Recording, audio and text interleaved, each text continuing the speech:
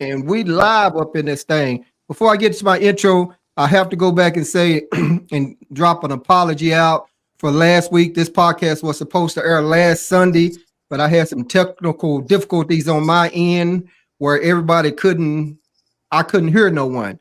So those of you that was tapped in and waiting for that, I apologize for that. But that's how the technical shit goes sometimes. So anyway, without further ado of that, I am Paul Wizzo, and thank you for tuning in. I'm sitting at 483 subscribers, y'all, after 1 year. So all of you that have subscribed to my podcast, I appreciate the love and support, and the ones that's in the future, yes, I appreciate that. And always remember that it is absolutely free, 100% free to like, share, and subscribe. Appreciate your love and support. We're going to go around the horn. We're going to meet our guests, and we got some random shit coming at y'all. So y'all stay tuned because it's going to be fire. I guarantee you. Seven, hit them up. What you got? Yo, more bliss, more life. This your boy, 7 Points of Bliss, man. It's an honor to be here again on the Wizzo Talk, man. If you ever want to check out any of my podcast stuff, you can check me out on Spotify under Cosmic Currency 777. Also, Wizzo Talk is on Spotify. You can check them out on there too. You know what I'm saying? You ever want to see any of my art, all you gotta do is Google After Real Truth, all one word. It's under my name right here. Or you can just check out and support some of my stuff that I got going on, man. Like I said, it's an honor to be here again. And thank you guys. All right, appreciate it. Ron, come on, what you got? What's up, everybody? This is Ron Tibbs and Ron and Faye Production. We have a big thing coming up in May 18th. Black Cowboy Radio, Black Cowboy Western events. So check your Facebook events for some opportunities to come out and have a good time with us. Glad to be here, man. This is a good opportunity for brothers to come together and just communicate and just anything else, learn something from each other. All right. That's fire. Melvin, hit me up. What you got? What's going on, everybody? It's baby mama favorite stand-up comic, Melvin Derrico. Stand-up comedian out of South Florida. All my content is on my face. Melvin Derrico, same way it's spelled down here in the description. Instagram, Mel_Derrico. And looking forward to always coming together and having good dialogue and good conversation. All right. OB, hit me up. Hey, it's your world's favorite sergeant, Big Army RVB Baker Jr., retired Army.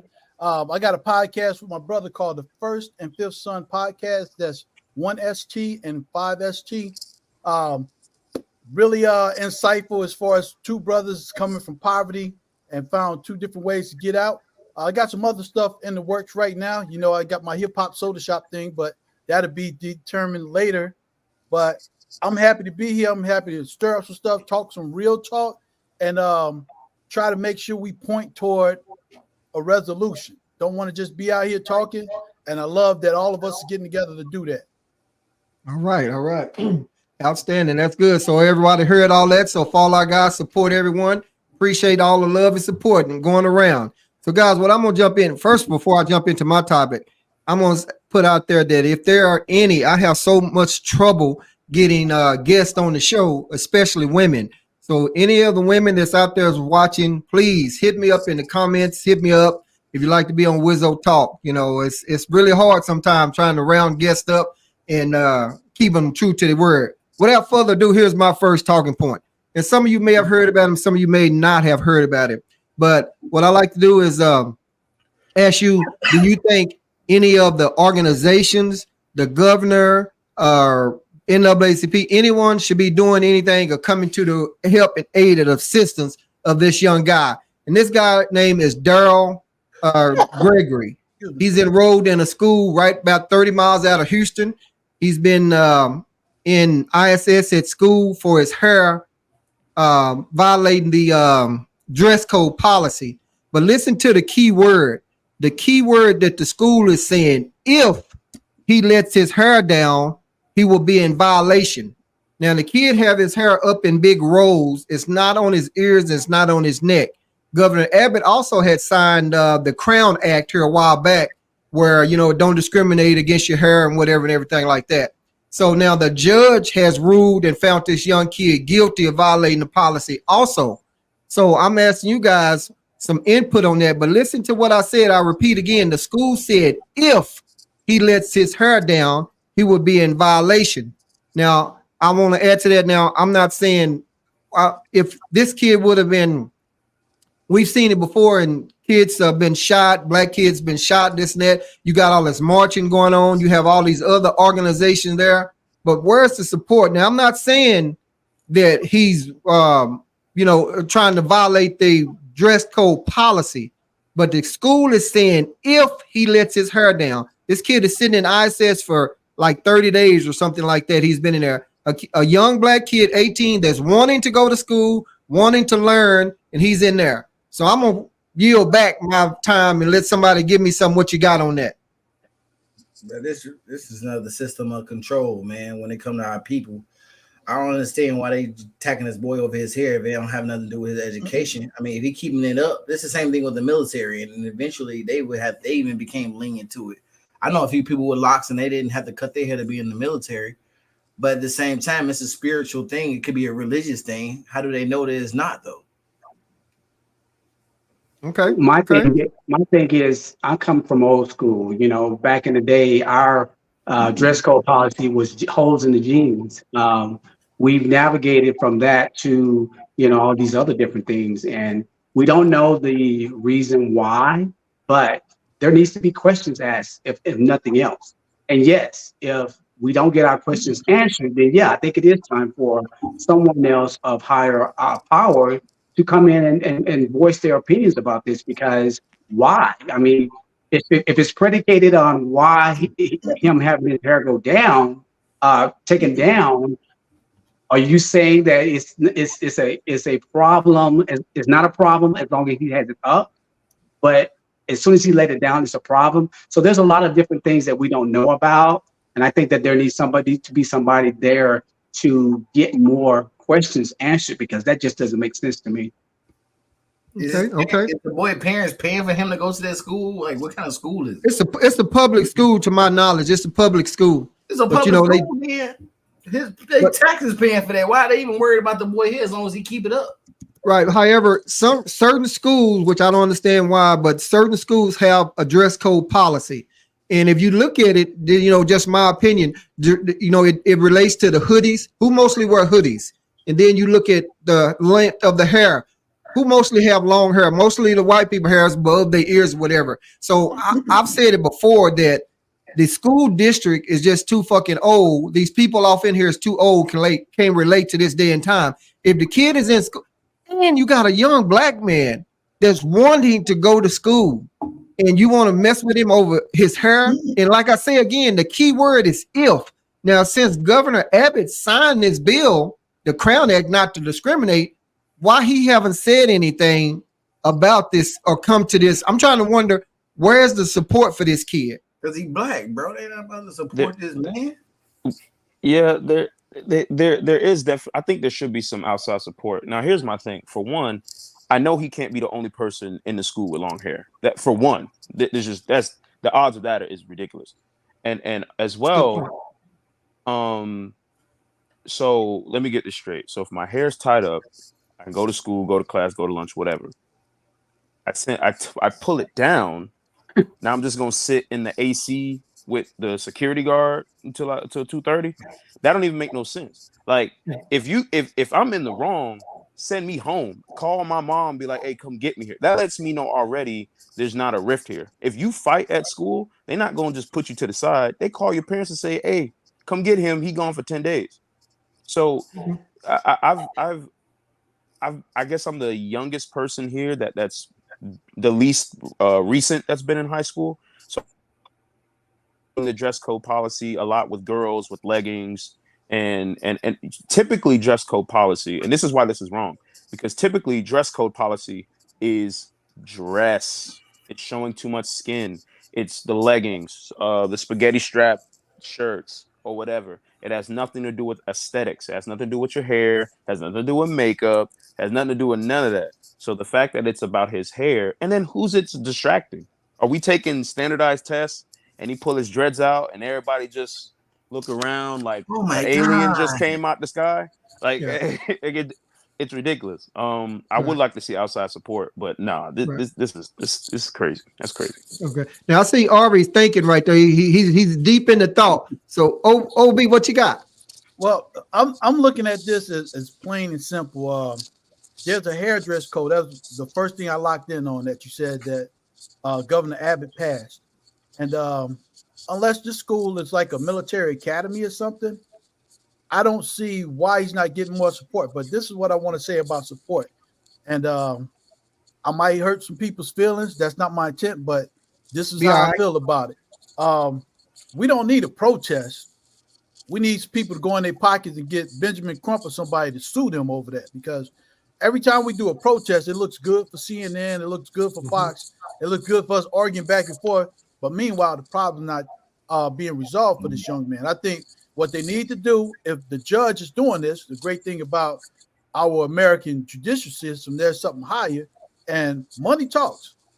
If we get enough money behind them lawyers, especially Benjamin Crump, who's been doing big things, the school might be quiet, but justice will prevail.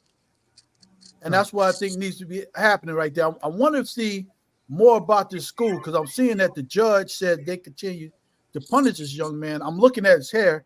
I don't see where his hairstyle would even constitute attention besides being normal black hair locked and put up. Yep. So I'm not seeing the logic. I'm not going to straight out say it's racism, but if it looks like a duck and quack like a duck, motherfucker. Yeah. What's going on? I think somebody mentioned this control, culture control, because a lot of people don't, and when I say people, they don't understand our culture.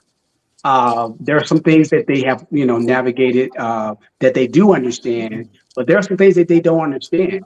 And so to control it, you have to say, okay, what is the consensus here? Do teachers not like the way it looks? Is it intimidating to someone that doesn't have that type of hairstyle? What is the actual reason behind it? Like what is this going to do to the community of the school? What is it going to do to the kids if they can't answer those questions? Which is the reason why I said that somebody needs to come in and ask these questions, because it doesn't make sense. And if it doesn't make sense, somebody needs to make some sense out of it. Right. And I agree. And RV, I heard you say, I know about the protest and everything like that, and how everything could involve money. Well, the schools get approximately, through my research, like about $6,000 or over per child that's enrolled, or per kid that's enrolled in the school. I don't know if that's wherever, but that may be for Texas, whatever. So I'm not trying to encourage no type of boycott or anything, but when MLK did the boycott, it lasted 13 months and it hit them in their pocket. And so if kids, you shouldn't have to take that kid out to school. But what I'm saying is, what if the support from all of the other students in there, every color, Took the words right out this my kid, mouth. and then was to go ahead on and just say, okay, well, we support Daryl, so we're not going to class. 100%. So, I'm just trying to figure out where's the support from this guy. Now, Governor Abbott wants to give this other guy, and I didn't bring my research on it. He wants to pardon this other. It's a white guy too, I think, from shooting this black guy. He wants to give him a pardon. So he's speaking up about that. But where's the support for this young black man that wants to go to school? Where's our other organizations at?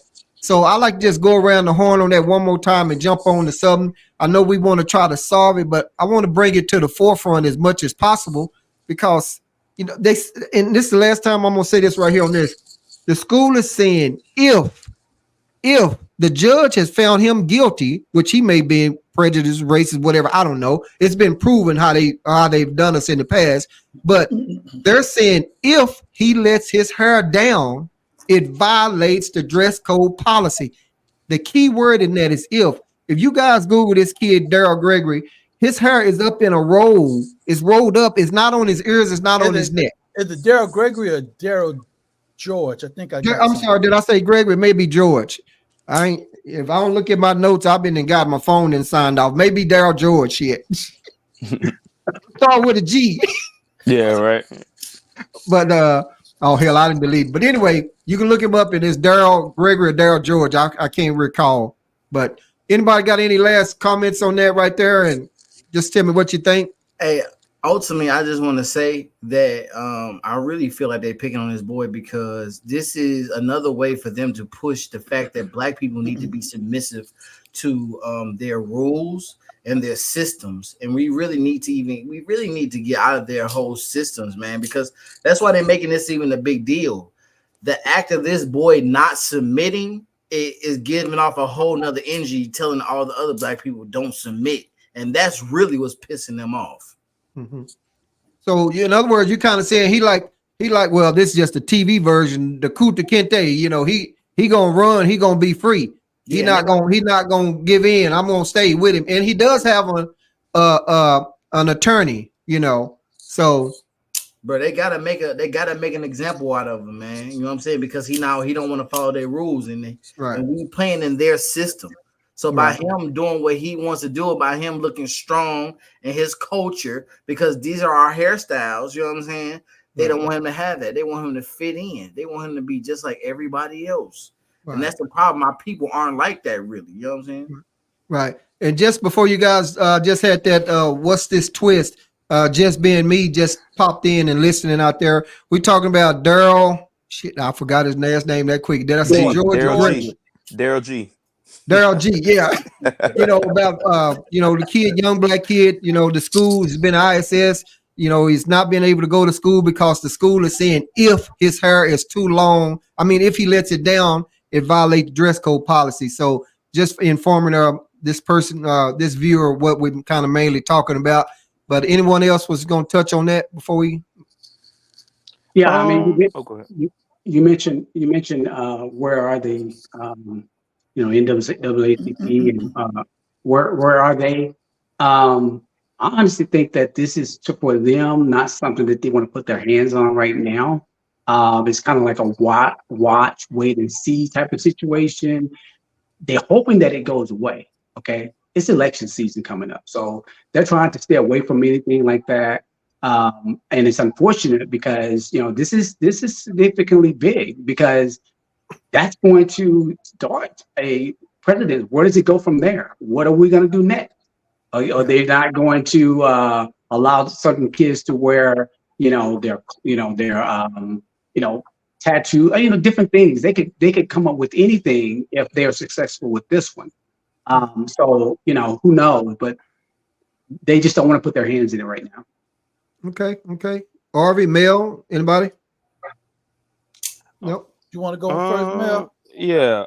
So me and Wizzo are kind of on the same page. I'm more of a deprived kind of mindset. So it's just like with your lady, right? If you piss your lady off, you already know you ain't getting none, right? You take what they want, right? So it's the same thing. So if I know that my child belongs to the school when the school has them, right? Like we know that's why you can't just walk up and grab your kid. You got to sign a paper. That's why if CPS or anybody come to your door and you don't want to talk, they wait till the baby come to school. Then the school will say, hey, you're more than welcome to talk to them. The school owns your child from 8 to 2 or whatever that time is. So Mhm. I say, as the kid, and it's gonna be a little hard to just not send kids to school, then the state gets involved, da da da da. So what I say is, if he's an ISS for it, I'm gonna be an ISS. It's gonna get too full. Teachers ain't teaching curriculum. We got state recommended tests that gotta come do. Everybody go to ISS. Throw chips on the floor. Everybody late to class. Ring the damn fire alarm. Yeah, at some point, it's gonna get so much where they're gonna realize how minimal and how petty we're being with the support of the other students. And that's why I really think you can hit them immediately, because suing or boycotting, that could kind of take a little too long. That could be a lengthy process. But immediate effects, you deprive people of what they want. And school cannot be ran without coercion. People have to cooperate. People have to sit. They have to raise their hand to speak. They have to wait for the bell to leave. If nobody cooperates, school can't operate. Already. Harvey, what we got, baby? Hey, I agree everything. I don't think it's just one spot solution. I'm still sticking firm with the lawsuit because the one thing that moves people in America, I don't care how prejudiced they are, is when you take money out of their pocket. But this could be a two-tier system where we still go after them financially, but those kids, not just black kids, but all the kids, support this young man, wear a t-shirt, put stuff on social media, and bring it in to where that social media position is so great that they can want to change. Because just like you said, if people are not conforming, they can't move because the school has to have conformity to work. But I still think they should get hit in the pocket, because one of the things I've been looking at between the NAACP and the We Shall Overcome movement to now is that people are okay with protests. You know, they kind of use it toward their advantage, say, hey, see, these people are unruly and stuff, but they're not okay with a judgment. They're not okay with losing that money. So I think both ways should give them that 1-2 punch. You know, when you go in the fight, you don't try to throw a one-hitter quitter and expect not to get hit. But if you throw a fury on there, a combination, somebody gonna get hurt real bad. Right. Already. And before I jump on to this next topic here, we're gonna come right at you, Ron. On one of the other podcasts, Seven mentioned the point that schools are ran like prison. You know, and you look at it, here they are, they're doing the hair, they're doing the dress code, they're doing the shave, they're doing this. I remember when my son went to, I think it was Midway, you know, he couldn't have the facial hair. You couldn't, and it's not across the board. I think it's just per district or something like that. But guys, I appreciate y'all input on that. Let me come in, Ron, to see what we got there. Ron, what you got, baby? All right, so I want to talk about, we got some guys on the podcast that I'm sure may have kids. If you don't, then you probably could still relate to this in some way. You know, we all are impacted by it. Society is impacted by it, and that's these kids without fathers in their lives, you know, and not necessarily saying in the household, but what I mean is in their lives, like, you know, overseeing, watching, communicating, having relationships with them, father, daughter, father, son type of relationships with them. And, you know, if there are any ladies listening, you know, we don't always blame this on you, or we can't always blame this on you, because there's some responsibility that the guys have to say, if the mother is saying, you know, or doing things that don't want you to be had a part of the kid's life for whatever reason, you still should in some kind of way, find a way to get into your child's life and impact them, because women are holding it down. Let's not just, you know, we don't want to say that women are not holding it down and they're not doing their best with these kids, but some of them are not. And I just want to throw the question out there. What do guys have to do to make sure that they're in their kids' lives? Okay. Anybody want to jump on that first? Okay, I'll jump in it, but it's not gonna be what it's gonna sound bad. Hey, check it out though, man. You know how I already know how you come with it, man. So just jump in there and hey, we just have a discussion. We may piss some people off, but bring that shit. It is what it is. All right, here we go. Right. All right, so I've just walked into fatherhood, right? 7 months in, right? My son's only 7 months, so experience, but I can say that I came from having a good dad. My didn't really have his dad in his life. I didn't meet my granddad till I was like 18, but I came from having a dad in my life, and I wouldn't be who I am without my dad. And I knew that there was no way I wasn't going to be in my kid's life. You get what I'm saying? But here is what I rationalize why I think men can function without being in their children's life, is because if you just boil it down, we don't value life like women value life in this. Our sperm ain't shit to us. You get what I'm saying? We'll nut sock. We nut in toilets, a sink, a tissue. We just waste life, right? So sometimes the women these guys sleep with sometimes, and they come out and say they're pregnant. It's like, bitch, I don't do what you. You know what I'm saying? It's not a concern of mine. I hate to put it like this, but I'm a comic. I have to use analogies. It's like you would clean your bathroom if you fucked up your bathroom, right? But if you fuck up a porta potty and somebody stops you and goes, "Hey, you know you left this porta potty a mess," you're like, "Nigga, fuck, I don't, nigga, what?" Like, out of here. You get what I'm saying? And so sometimes when these guys are maneuvering, operating how they do, and some throwaway goes, "You got me pregnant," he's like, "That could be anybody. You know what I'm saying? It's not my baby. Probably not my. It's not my concern. We don't value life like women. Women freeze their eggs. We throw ours away. We flush it down the toilet. They freeze their eggs. You get what I'm saying? They get concerned when they get to a concerning age and go, "Oh, I'm gonna lose my. I gotta." So we don't value life the same. So I think that's how I rationalize. Because if you look at it from a parental aspect, it makes no sense why you wouldn't be in your kid's life. It just don't. Right. From a emotional standpoint, from a parental standpoint, it makes no logical sense why somebody would walk away. So I think it's because men don't value life in the same way women value their eggs or pushing the baby. That's it. Okay, I got to come in here. The OG, daddy of 4, stepdaddy of 3, and it really is a matter of self. So I'm gonna speak for self. As a father, I don't see kids as throwaway. I see them as an investment. And as somebody that didn't get to grow up with his dad, I'd see how that can affect not just the girls but the boys. And I would tell you this: 2 of my kids, I've been involved with them until adulthood, and we have a great dynamic together. Everything's good with us. We love each other. My stepkids, great dynamics. But I got 2 girls that during the divorce, the mom used my contact with them as a weapon, and effectively with the courts kept me out of their lives for 7 years.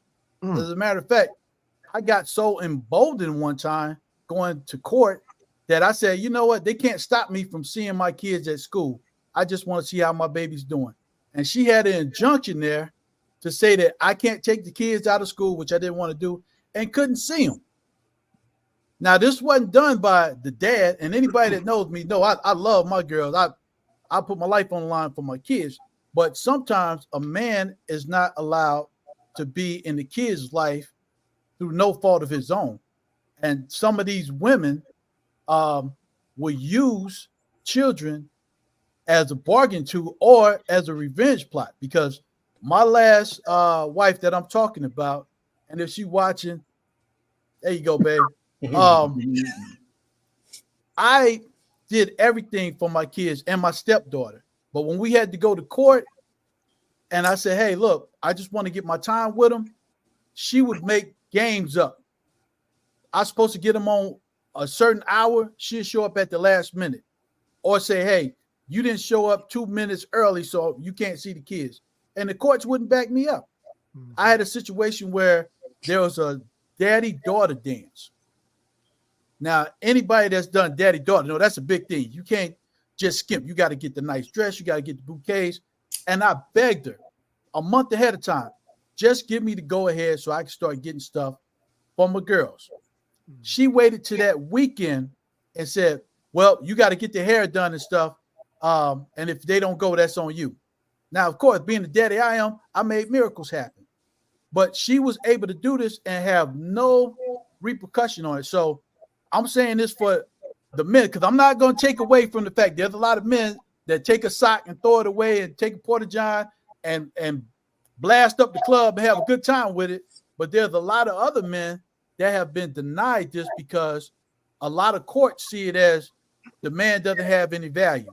And I'm here to tell you that men have value, not just to be that father figure in the relationship, but to give those children a goal of what to look for when they get older. Like my boys, they know they can never hit a girl unless they're being attacked and it's their life on the line. They need to get up out of there. They didn't learn that from their mama. They learned that from me. My girls, they know there's no such thing as being quiet, barefoot, and pregnant. You are a queen. You're being raised as a queen. If somebody step out of line and you can't handle them, I still maneuver in the dark, and that's all I'm gonna say. Okay. But they know that. So I'm not gonna stay on it too long, but I had to get on that because I think Wizzo, this could be a great talk about men that have been forced out of the lives of their children and have to pay the cost, because there's so many men, especially when it comes to the military, where the courts say, hey, you just need to cut the check, bro. That's all we want to hear from them. And if they want to see you at 18, so be it. Yeah, we have to definitely keep that. Seven, what you got? Man, I want to say that what these brothers are saying is absolutely true, bro. First, I feel like a lot of men don't have any value to life, but if you really think about it, from the time we raised up from little boys, we're always taught to destroy. We're given GI Joes, we're given guns, we're given swords, and so we don't start off with those values like little girls do. They get them baby dolls. They're taught from the time they're children to respect life. You know what I'm saying? And I'm the type of person where I've even let my stepson play with baby dolls, and I let them play with Barbies, because these build dynamics. It's not nothing feminine. You know what I'm saying? They need to know how to create a certain scenario where they deal with women and babies and stuff like that. So it's really a mental thing we should be preparing our little boys for, and start thinking differently about the tools we give them as children. And as far as what my man was just talking about here, Mr. Baker, man, I've had the same thing happen to me, man. I've been through court. I've had my kids kept from me, and it's difficult, bro. It's very depressing. You know what I'm saying? Because I feel like it's a lot more men out here that want to be in their children's life that don't want to be in their children's life, and unfortunately, those men aren't talked about. It's only the men who be like, fuck it. And it's got to a certain point as to where, like, even in my mind, I had been like, fuck it for a second, because when you go into court and then you got women playing game with you over and over and over again, and you care so much, as a man, people don't think we have feelings, but that really wears you down. First, the world don't even give a fuck about how you feel. You got to go to work no matter what. Then you over here fighting for your kids, and then the judicial system don't give a fuck about how you feel. It's all about how you providing. And if you don't have any money, you don't have any value. So it's like, damn, so if I don't got no money, I can't be a father. But being a father don't have shit to do with money. You know what I'm saying? I mean, in a way, if you want to take care of your kids better, you need money to live. But if you don't have any money, but you're a wise man, you still have a lot to offer your children. You know what I mean? Right. And it's just very difficult, because women have the overall power to really fuck with you and your children, and you not being able to see them. And it seems like they do it a lot more when they know the men really care and they really want to be there for their children, and they play those games and they keep them. Like he said that his ex-wife was doing shit the last minute with his daughter. I had the same thing with my daughter mother, bro. We'll be talking about my daughter coming to visit me. You know what I'm saying? We'll be talking about getting plane tickets and all that, and then she'll stop answering the phone for months. And it's like, man, it's just so much that people do, and then they put a whole different perspective in their kid's head and try to make the man seem like he's the enemy, and the man been trying for years. And I've seen videos of girls talking and they talk about like how they just hate their father. Their father was never there, right? And they be on these TV shows, and then they'll bring the father out and be like, well, how do you think your mother was getting all this money over the years? I was sending $1,000, $2,000 every month. And then the mother sitting right there looking dumb, like, yeah, he was. You know what I'm saying? Telling the child a whole nother story. And it's like, it's just difficult out here for men, because we're really not respected. And the more you love your children, the more these women will play games with you and keep your kids away, bro. You know, and I got to add what you said right there too, man. Because it's some women, like I said, I'm 0 for 3 with marriages and stuff, but I got 2 baby mamas that to this day, if something happened with my kids, we're going to conversate. We're going to come together, because we both have a love for that child. But that third one, that evil Lynn, she would go to the ends of the world just to make sure she hurt me, even though I don't have nothing to do with her for a decade. Right. But she's able to do that. That's the point. When you don't want some of these women no more, they'll find any way to keep getting your emotional energy out of you, dog. Right. So that's kind of how we're going. I'm kind of like you, Arby. I have 2 exes, and we get along good with our kids or whatever, stuff like that. I've been a stepdad to a couple of them. I've always been in my kids' life, even when I worked over in Iraq, or we worked over in there. Internet wasn't as popular then. We didn't really get the good signal, whatever. But I was calling. They was old enough. I was understanding. Once I got back from Iraq, I have video and tape, and my kids will look up into the track stands or the football stands, and they know that their dad is somewhere up at the top recording because I was at every game. I chose to make sure I was in their life. So sometimes I think it's the women, and then sometimes I think it's the choice with the man to just probably saying fuck it. And he could have been where him and they may have broke up over cheating or whatever. I don't know. And then she like, you know what? You ain't seeing that, sorry motherfucker. You ain't this, you ain't that, and she's putting all that in there. And then that kid, especially if he's young, don't know what's going on. So and the dad can try. I always thought that if you paid child support, that gave you the right. But shit, the justice system is not fucking behind you. Yep. You heard Nope. OB say that. They don't give you another black man up in there. Don't know. So Ron, I'm gonna let you. Oh, go ahead. I just wanted to say I had a judge tell me to my face, that's what child support's for. You don't have to see your kids. So why are you trying so hard, Mr. Bacon? I was like, because I made them. You think I just had them here and just ready to go because she cheated on me? Nah. Yeah. Y'all can do whatever y'all want with her. All I'm asking is let me be a part, especially my girls like that. Yes. And once she saw that was my you should weak point, she went in on it, man. The courts, man, it's a whole nother story coming out on that. I'm gonna do a movie on it. So all right, we're gonna keep that. Ron, come back at us with it. What you like about what you hear about? What's up? Okay, so I want to go back to that booty call night, that night on the couch, in the car, in the bedroom, wherever you did it, where you went raw dog, and the responsibility lies on both individuals. Okay, for the woman, is this the guy you see as a potential father? For the woman, for the guy, do you see yourself being able to take care of a kid with this particular woman? But we're not thinking about that at the time. What we're thinking about? Y'all know what we're thinking about. We're thinking about. Come on now. Yeah, Come on now. we're in the moment, and we're not thinking about anything else. However, when that lucky sperm hits its mark, and that child is born, and then minds come together at that particular point, the woman has to understand the value of the guy being in that child's life. The guy needs to understand that he has to have a responsibility to want to be in that child's life. Now, a couple of guys mentioned that they want to be in their child's life. There are some low lives out there that don't want to be in their their child's life, and the woman makes it easier for them, right? Because they do enough weird stuff so that the woman can take them out, can keep the child away from them, and they're like, cool. I didn't want to do this anyway. But those fathers, those grown men that want to be in their child's life, girl or boy, whatever, they want to be in their child's life.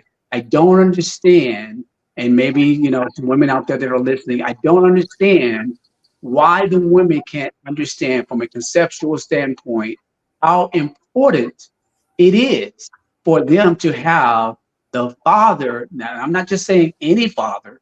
I'm talking about the responsible ones, the ones that really want to be in their child's lives. I can't understand why they would not want that to take place. They are having problems with these kids. They're having problems with it because the child knows that they only have to deal with one person. And they've already figured that out. She ain't doing too much. She already gave her hand. She might punish me, she might spank me or whatever. But when these grown fathers in their child's lives, hey, they're going to have some impact. So I just don't understand why women can't really get to understand that men can impact their child's lives. Yes, women do a good job with it by themselves all the time, but it doesn't. It always is a good opportunity for a child to have a father in their life as well. Okay, I got that. What you got, Mel? Yeah. So, look, I know a lot of people raised by single moms. Technically speaking, I was raised by a single mom, even though my dad was in my life, came and got me every weekend. I would fall under the single mother category statistically because my parents weren't married or together. statistically speaking, most single mother raised men have the highest rate of crime, highest prisoners, in opposed two parent homes or a father only raising the child. Single women doing a good job, it also does go left too. Now there's two parts to answer the question. One, why don't women understand the importance? The first part is they do understand the importance, but the problem is it's they put their own feelings in front of the father's presence. So in these two men scenario here, what it was a friend like this, he didn't see his kid as well. We all know stories, whether personally to you or to other people. We all know somebody who a woman has taken made the father absent in the situation. We know it. We felt it. And secondly, if she's not doing it in spite of the dad not be with her, also it's her own ego.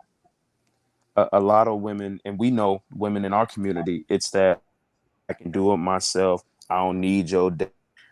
You know what I'm saying? So it's more, it's like, I got it. So it's like a lot of that is ego based.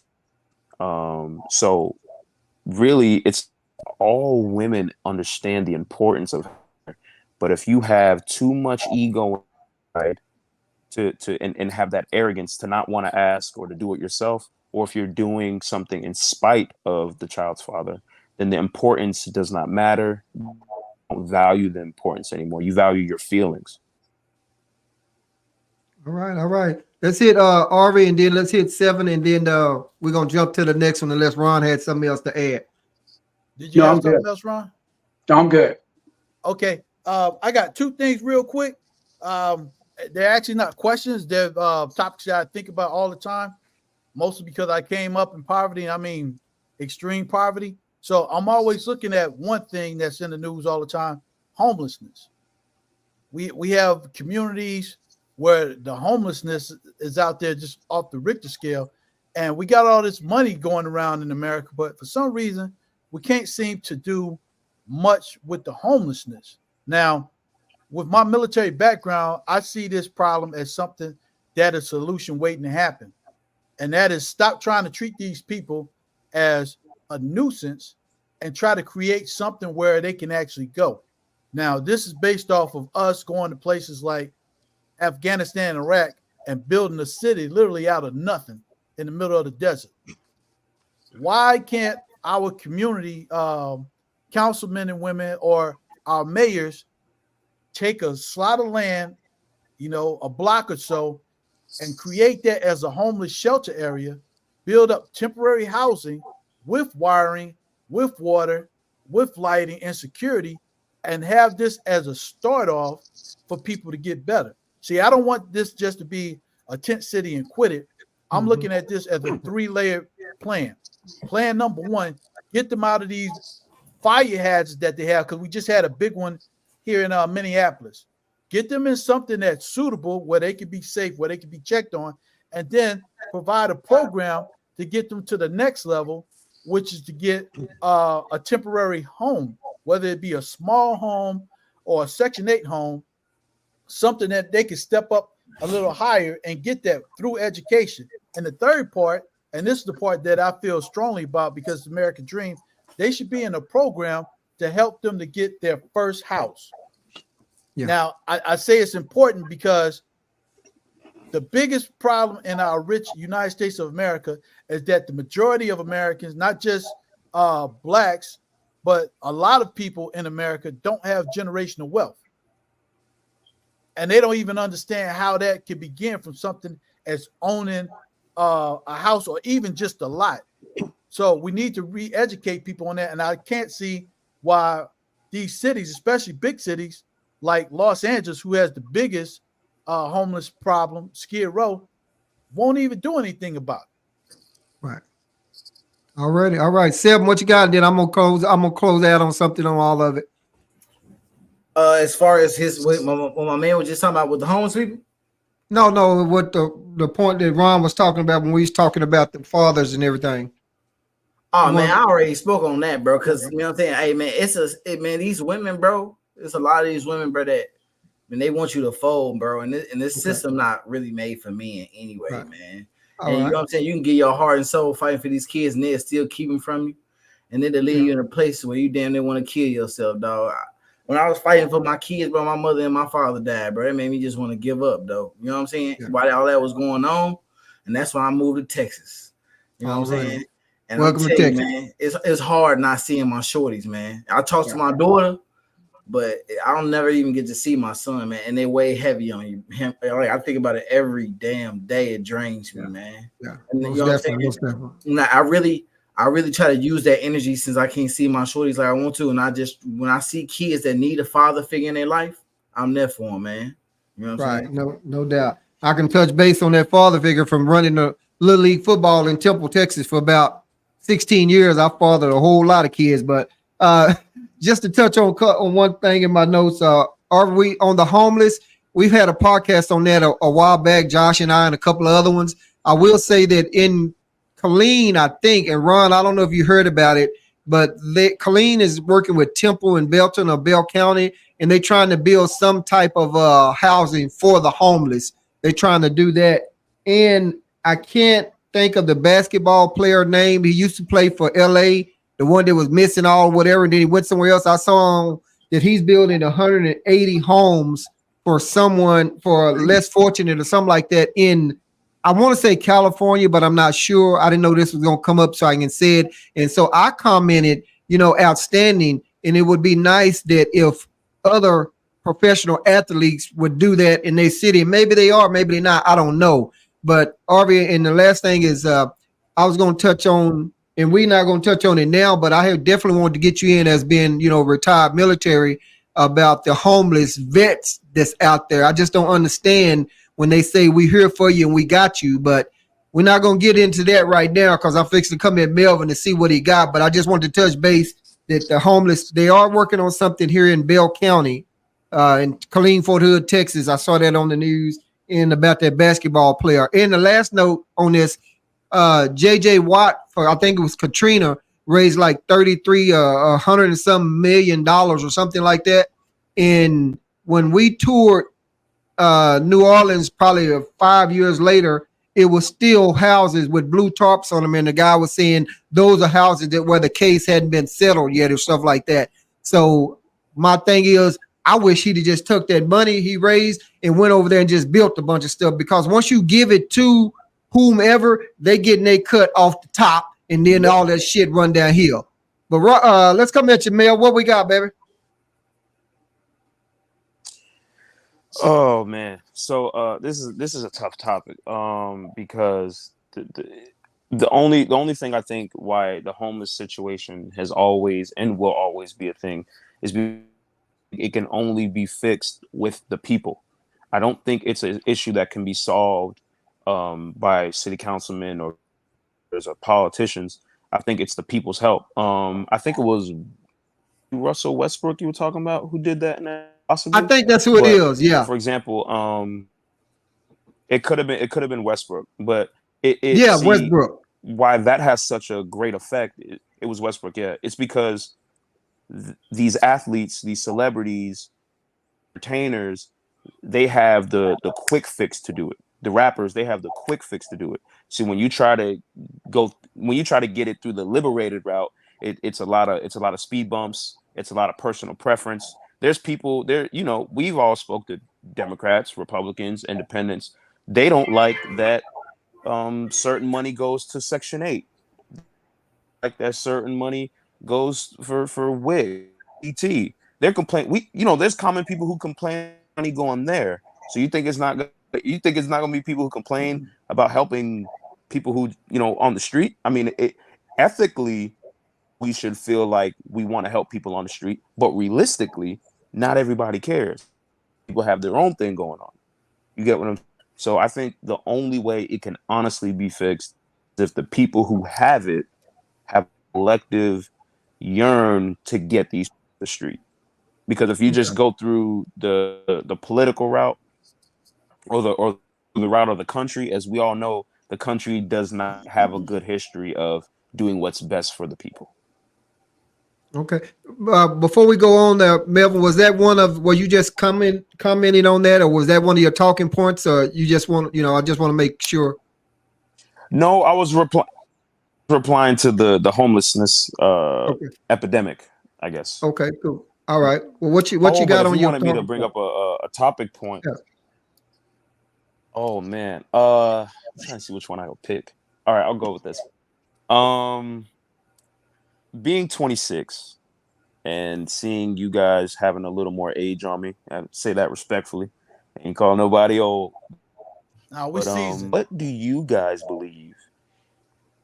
There it is. Yeah, you can put Kool-Aid in medicine. It's still medicine. What do you guys believe is the biggest disconnect between the younger and older generation today? I'll go first. Respect. Respect. And this is what I'm seeing. I turned 54 next month, and I am always surprised in a bad way when I see kids that carry on respectfully. Now, when I say kids, I'm not just talking about 18 and 19-year-olds. I'm talking about people that's like 26, 36. They'll be walking through a store or counter and just bump a lady or bump somebody like me and just act like the world is theirs. First of all, it's not a safe thing to do to me. But second of all, it doesn't take a quick second to say, excuse me, or didn't mean that, or let me help you with that. And when I came up back in the 1900s, that was something that was expected of us. Yes, ma'am. Yes, sir. Mm-hmm. No, ma'am. No, sir. Hey, let me get that door for you. Hey, you want me to help you with this bag? You want me to help this with the stuff? And today it just seems like the norm not to be respectful. Yeah. Anybody go on that? Anybody else? I feel like the reason why they talk about that type of stuff like that is because a lot of the stuff has been changing. You got women out here that act like they don't need no help. They independent. There's a lot of stuff that's being pushed to take these young people out of their zones. You know what I'm saying? Like, to be respectful. Like, a lot of them feel like their feelings come before anybody else with this whole transgender thing, and it's just a whole bunch of stuff that's taking them out of that respectful mode where everybody is starting just to think for themselves. If you walk up to help a lady now, she probably gonna think you're gonna rob her, and she probably gonna insult you for thinking that she even needs any help at all. You know what I'm saying? It's a lot in the world that has changed that make people not even want to do that kind of stuff. You'll hold the door open for somebody, they won't even say thank you. That'll make you not want to do it. Or you'll hold the door open for somebody and they be like, what do you think you're doing? I don't need your help. You know what I'm saying? The world has changed too to make these kids the way they are. And I think that's the young thing. I don't mean to cut you off, Wizzo, but like every example you gave me, I could see that in an episode in my life where I've done that for a young lady. They looked at me like I was the play. But I would tell you, people that's my age and a little more seasoned, when I did that, I could see tears come to their eyes, be like, men are still men these days? You're damn right. I'm going to be like that till I die. And I'm going to expect other people to be that way. But I notice it more acceptable from the youth than the seasoned people. Mm-hmm. Right. And what I was just going to add to that is, and Melvin, you know my son, he's, up north, and he's a door opener. I've taught him that. And if we walking with him and his sister and his mom, and we walking together, he's going to go up there and open that door for his sister to walk through that door, and his mom, and he's getting looked at up in Chicago and Iowa and Michigan, holding these doors open for these old white ladies coming through there with this black guy with these dreads. And like Josh said, hell, he may think he's trying to hold a person. And he speaks to him. That's another thing. We speak to him. I do not walk by a brother. If I make an eye contact with a brother, I'm going to give you some type of acknowledgement and saying what's up and what's speaking. Always have, always will. Josh knows that. Seb knows that because I met him in the hallway at work or just on the pass by, and we'd be chopping it up ever since. But the respect is gone somewhere. And then the fact is, you look at some of the dads. Well, hell, here's this dad over there. His pants all the way down to his knees. All his ass is out. His shirt is sideways and whatever. And he just had a baby. He's smoking. He's doing this and doing that. get on, and I don't even use the word nigga, but hey, get on over there, little nigga, and get on over there with this, and get on over there, little nigga, and do that. You know, don't hold it over. You know, I personally don't call women B's and H's and stuff like that. I never have. You know, and I'm an older, you know, generation. How can we reach the 26, or how can we reach them below? You know, I'm 57. How can we reach some of the 20s and 30s, whatever? I think it may be a little hope, but if that father figure or that elderly parent or something is not in their life to teach them, they're going to be lost in there somewhere. And, you know, I would love to see it. But and on my last note, before someone else see it, I would love to see every one of us brothers, or every, especially, and I can only speak about black people, I can't speak about white people, to acknowledge one another when you pass by a brother. If you make fucking eye contact with me, don't snub at me. God damn it, it's so much already against us already. And then you gonna look at me like I'm a piece of shit. Come on, bro. Respect. You know, it just is not out there. I mean, it is some, but not all. What you got, Ron? I think the fundamental difference, disconnect for me, is upbringing and fear. And it goes back to the father not being in the child's life. Society has changed a lot of things in a general, because, you know, there are so many things that you can't do, can't say to these kids. And so these kids are growing up in an era where they're protected in so many ways. And so they don't have that fear that we had, you know, when we were growing up. I mean, it wasn't even a matter of, if a grown person was talking and you started talking, your grandmother or grandfather or whomever just look at you a certain way, and you like, hey. And so Get up I out think of grown that folks' business. exactly that fear element is gone, and these kids are growing up doing their own thing, making their own way, and they don't have that respect. And so they can see or they can hear what we say to them about what we grew up on, but that's not the same as living it.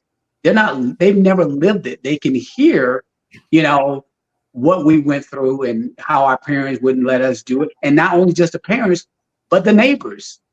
The mother had a friend that lived down the street. You getting it over there too. So it's all of that is gone.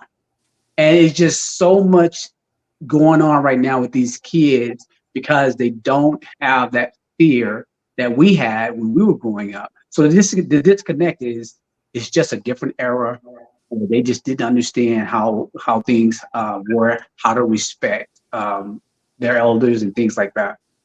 Hey, Ron, I do want to give you a glimmer of hope, because of, as much as it pains me to say this, because I'm Chi-Town for life. That's where I was born from. I'm always going to be a Bears fan. Everything is good that comes out of Chicago. But it's been my experience in the past and in the present that in certain regions, it's less of a problem.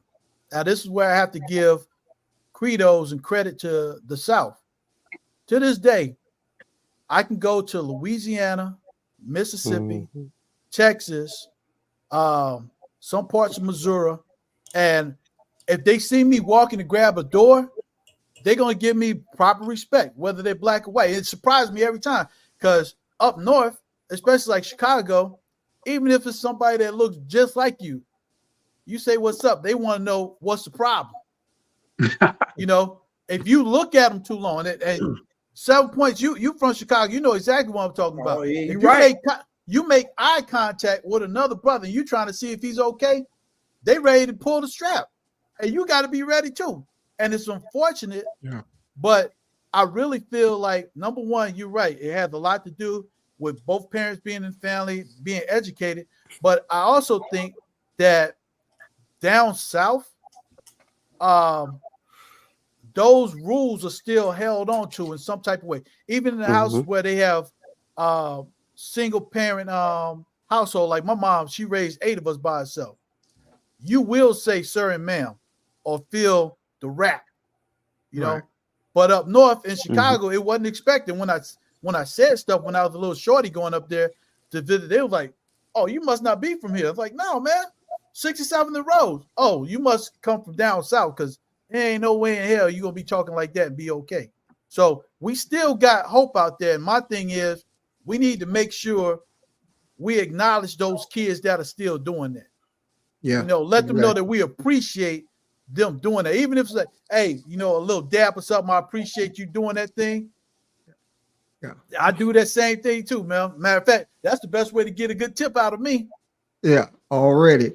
Seb, you got anything on Melvin's Right. talking point? I want to say that when I came from Chicago out to Texas, my mind was blown because people actually talk to you out here, man. Like he said, in Chicago, if you look at a person for too long, it's a lot of fear in Chicago, man, because everybody's on edge. But when I came out to Texas, people would actually stop and talk to me for very long periods of time. It got to a point where I was kind of annoyed. So I'm like, damn, it seems like everybody out here kind of happy. You know what I'm saying? Like, they talk, how about them Cowboys? I'm like, I don't even fucking watch sports, dog. What's your motive? You know, I'm thinking like they trying to rob me out here. And it really changed my whole perspective on how people are out here. Because people out here, man, it's like since it's like everybody was so spread out, like where I'm at now here in Temple, Texas, like it wasn't like how it is 10 years ago or 15 years ago. It was less stuff just for me seeing old pictures. So when you think about the countryside, people in the country, they'd be easier to talk to you because they didn't see people that often. So when they did see people come down the road, they, hey, how you doing? In Chicago, people are living on top of each other. People are annoyed. You know what I'm saying? They tired of seeing each other. It's to a point where in Chicago, a brother see another brother, you look at him for a second, nod, and then look the other way. Or a person going to think you out to get him. You know what I'm saying? It's that crazy in the world, man. Damn. Melvin, you got to come back before we move on to next topic. Well, I don't want to be the advocate for young people here. I'm not trying to defend us by any means.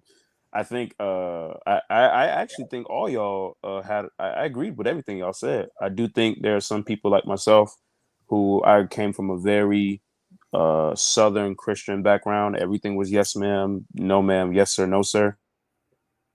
I still plan on implementing that in my kids, and I think that's the only like y'all said, there is that little bit of hope left because there's still some of us out here that has to carry that tradition on. And we're gonna at some point be the glue of like the generation that still has it. You know, there was just like in anything, everything evolves with time, but at some point it's gonna reform back. So even though it's really crazy right now with the disrespect, it's gonna get so out of hand that we're gonna have to go back to the old roots. So, I mean, my kids, they'll probably be back to that, like how it used to be back in the day. But right now, it's looking crazy. Gotcha. All right. Well, we're gonna jump on to the next one. See what OB got for us. What you got on that top topic for us, OB? Come on with something. Which one? We talking about the respect things? No, we talking about some random shit. Everybody done kind of picked on the topic. So what you gonna throw out there for us? Okay, let me go ahead and piss everybody off thoroughly. I believe people should join the army. I believe people should join the military. And here's my rationale behind that. Damn, Melvin just got off the scale. Melvin, you did. Shut his whole camera. God damn.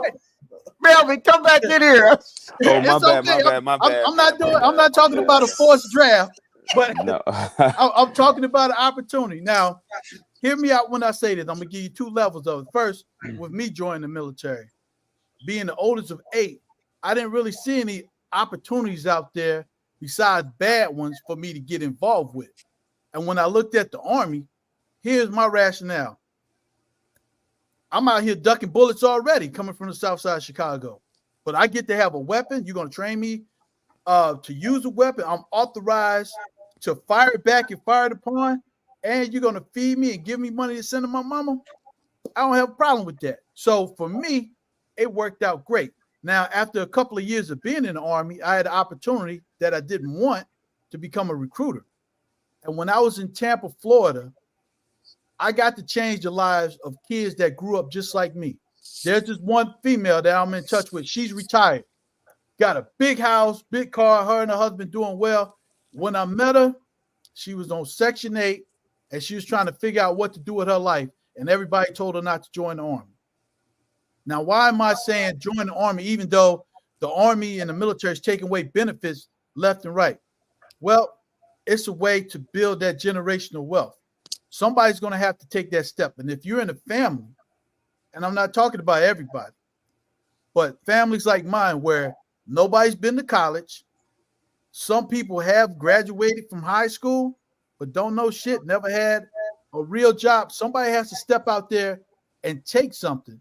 And with the military, the way it is, if you grew up in real poverty, the military ain't shit to you. There's nothing they can do to you that's going to rival the stuff that you went through as a kid. Like growing up with no water, growing up, with no toilet paper, rubbing newspaper together. You never have to worry about stuff like that in the Army. So for a kid like me, it was a game changer. Now, fast forward to where we are now. I'm nowhere near rich, but when I go home to my family, I'm that guy. I'm the one that knows some stuff because I got college behind me. I'm the one that's got, property, and I understand stuff about taxes and stuff, even though I'm not that smart. But all of that for me came from joining the military. So even though the military is not for everybody, if you look at your options and your option is slinging dope or hoping to become a Insta model success and it ain't happening for you on the computer and stuff, that military is always going to be there. And now more than ever, they're giving money to kids to join it. Okay. I agree, but a lot of what you said, and this is why I agree, is circumstance, right? So it was the kids who didn't have a quite path for their future, kids who maybe who came up in poverty or not the best situation. The motherfucking white boy who has all the money in the world and all his family went to college and he choice of military and college, I wouldn't tell him join the military. You get what I'm saying? But when the points you pointed out with the kids who probably don't have that direct kind of plan there, the military, I would even say it's a great thing because it gives you some kind of structure, it gives you direction, it gives you discipline, and it gives you so much time. It gives you time to outline what you want to do, your interests, what do you like, while on top of that giving you a structured plan. And it's like it was really hard because even me when I was in high school, bro, it's like I'm raising my hand to ask to go to the bathroom, and then in 2 months I got to go do what I'm supposed to do for the rest of my life. It's not fucking possible. You get what I'm saying? Very rarely at 18 are you gonna know what you want to do for the rest of your life. So I feel like the military is perfect for people who need that grace period. That 18 to 24 period of you don't know what the fuck you want to do. Take your ass to them folks military, bro. Because you're going to come out better than you went in. Well, financially, hopefully. Yeah. Mentally, who knows? Depending on what you get into. You get what I'm saying? I got to put that disclaimer out. Your mind will change. There's no doubt about it. You will never see the world the same after basic training, not when you go to war. Right. Because becoming a military person is totally different than a civilian. And when I was a recruiter, believe it or not, I told kids, hey, if you got a chance to go to a scholarship, to go to college, carry your ass to college, get out of my face. But if you're here talking about what you got and I see you with these rims on at your grandmama's house using up all her energy and stuff, you need to go to the military. Now, the other thing I would add to that is that I don't think people should go into the military blindly. Unfortunately for me, it was becoming let's just say a not good person or join the military. So I joined the military without even asking a question. But there's so many things you can get if you know how to work the system before you get in there. I mean, you can set you and your family up for success when you get in there. You don't have to do 20 years. You can do that 4 years, get all your college paid for while you in, and then get out and have money to go get your master's degree. And you don't have to have, college debt like a lot of these kids got trying to chase the American dream and stuff. But the other big thing is contacts. We got social media, but it has nothing on the contacts you make with people in the military that's got connects all over the world. Okay. So, Seven, you got something? Man, I personally don't believe in the government, but I will say this. No surprise. I'm gonna tell you this, man. If you do join the military, get all the skills you're gonna get and bring it back to the squad, man. That's all I'm gonna say, man. It's, you know what I'm saying? You're gonna have like he said, basic training is a bitch. They do as much as they can do to break you mentally. I got homies in the military, they told me. And it's crazy how they break you mentally like that. But I understand why they try to do it. But at the same time, if you got a strong enough mind to get in there and get out with the information, and like my man said, get out with them contacts, it's the most important thing you can really get out of it. Money ain't shit. School ain't shit. Because we live in a world now where like the generation where the older people come from, they had only a few options. Now the younger generation, they can literally get online and play Fortnite and become millionaires on these social media platforms. So I wouldn't say like, man, unless you just want to do it and get those skills. I mean, you can get all these skills outside of going to the military. You're not going to get them connections though. And that's one of the most important things that you will be able to get is those type of tactical worldwide connections. You can get worldwide connections doing an online game and shit, just knowing how to talk to people. But networking is one of the most important reasons why I would tell anybody to go to the military. But man, giving your life up for a government that don't care about you, you just a tool. You know what I'm saying? Who the fuck want to be a tool, man? That's but crazy. are you a tool? I mean, let's look at it from the perspective of not joining the military. And again, I'm gonna stick with what I know: poverty. Are you or are you not a tool if you're living under Section 8 and hoping for them to give you some money to survive and stay out of trouble? You are. The military gives you an opportunity to still do that. And I'll put this out there. Join the military is like being an indentured servant. You got to give up something. However, big comma, what you get surpasses anything that you'll get on your own, because again, you're in the system. And I'll put it to you like this in layman's terms. If I knew what I know now, if some old head would have got with me before I joined the military and say, hey, I know you fit to fight and I know you don't mind killing somebody, but if you do these things, you'll be all right. I'll probably be a millionaire right now because the money is always coming in the military. All righty. Let's hold on, Orby. Now, on, you know, Mel. Okay, after you finish that right there, we need to give her. Hey, hold on a second, Mel. After you comment on that, then I need to get Ron's input. So, but go ahead, and then I need to see what Ron gonna say about it. I'm with you now, Orby. You my man's, but you kind of yourself. I gotta call you out. Now, look, you said you don't believe nobody should join the military blindly, but you're saying too, if somebody pulled you to the side and told you what you know now, you probably would have had a different formula. And I feel in the military, I'm saying whether I join blindly or I do my own research, or somebody or a former military servant gives me research, should be somebody there to put me on game when I get there, regardless. Just like any job, when you get hired, there's somebody who sits you down and shows you verbatim OJI, on the job training instruction. So I'm saying you might not, and I ain't never been there, so I'm just talking shit. But I'm just saying you can feel like nobody should join blindly because if they had more knowledge, it would be best. I feel like, especially for the military, there should be somebody there to give you, even in prison.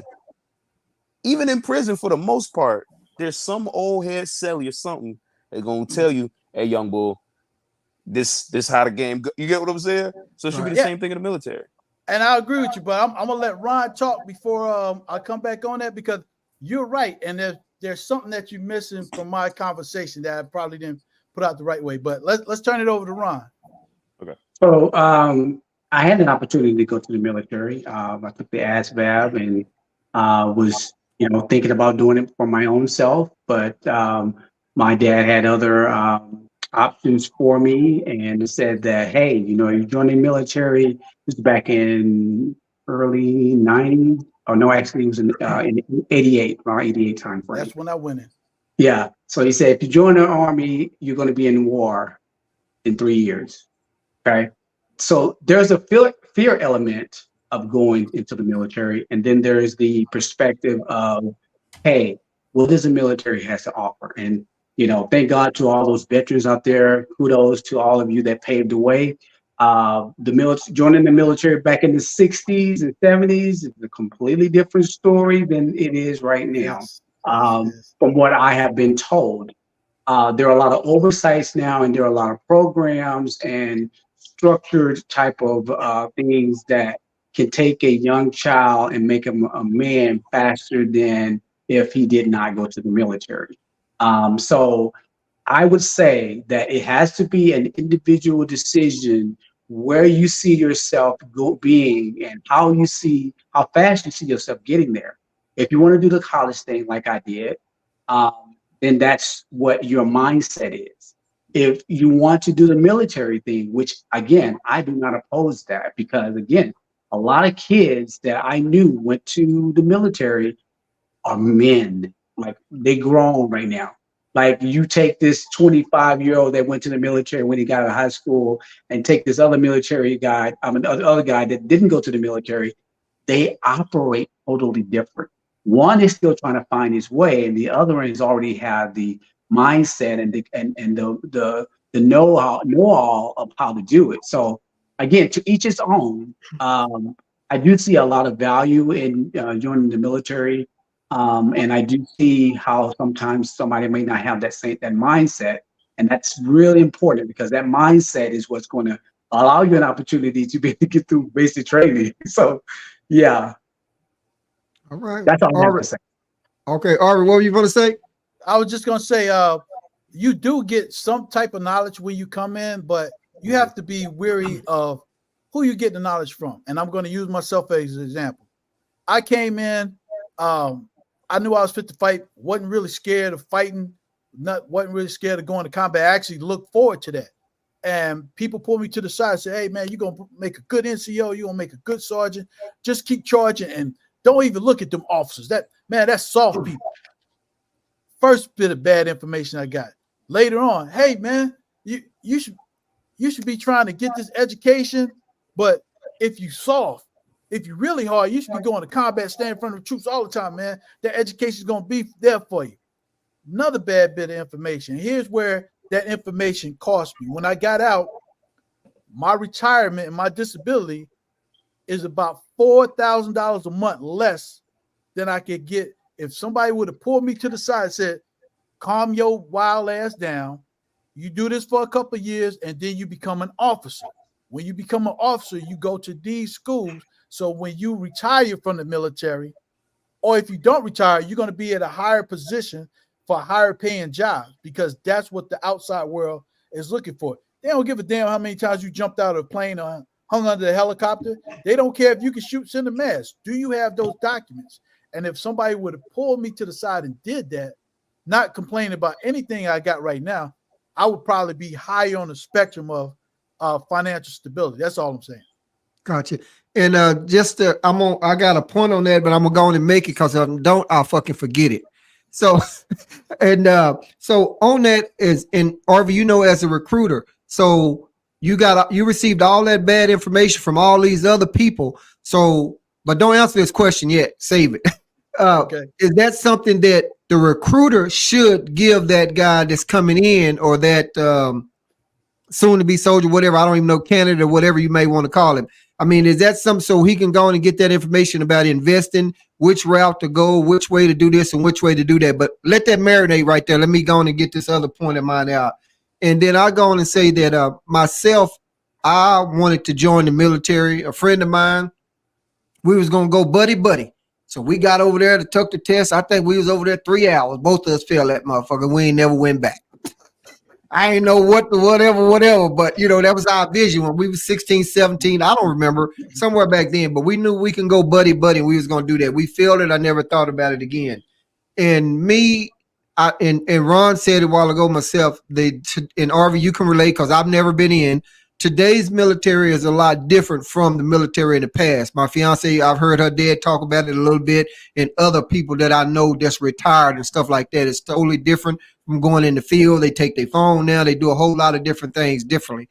Now, me, where I stand on the military now, and it's only because of looking at them always saying, we got you. Now, Ted Cruz and a bunch of the fucking Republicans, they didn't even want to give those guys no funding, and they over there burning shit and burning band and burning this and agent that, and half them motherfuckers probably never been in.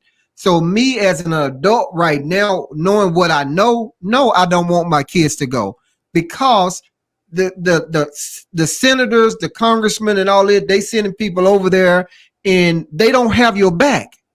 But this is just my own thought or whatever. Had they, and Arvy, you brought up some good points about, well, if I'm sitting on Section 8, if I'm sitting here, I'm sitting there, and I got a gun over here, and I can go there and learn. Ron, you done made some deals saying that, hey, it can be, this man is different from that man. But I'm talking in a real bunch of things, because not to take up a lot of time, to just so everybody else can touch base on it. But that's just where I stand as opposed to it now. I like some of the points you brought up, though, about it, Ari, because at one time, like I said, I did think about going. And then now, me at my age, I see so many homeless vets out there, and I see so many other, like the DAV, the Wounded Warrior, this and that program. So it makes me kind of wonder. I don't think those programs are funded by the government, but it makes me think, I done went over there and I lost all these limbs. Why in the fuck you don't have me? Why am I here? Why am I that? But I'm going to leave that on that. But if you want to touch base about the recruiter educating this young guy or girl coming in now.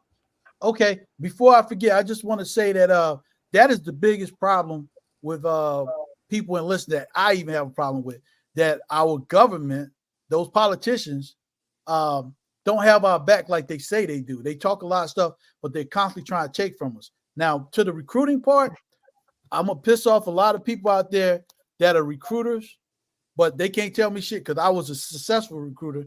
And I'm going to put it to you like this. The military should have recruiters that are mentors and not salesmen. Yeah. They should have mentors. And the reason I say that is because, number one, there's a lot of kids that really don't know what they want to do in the military. They just heard it was a good option. Mm-hmm. These recruiters are in a position to say, well, I'm going to share my story with you, but when we go down the maps, we're going to try to get something that you can fit in that makes your life better, not just what the military wants.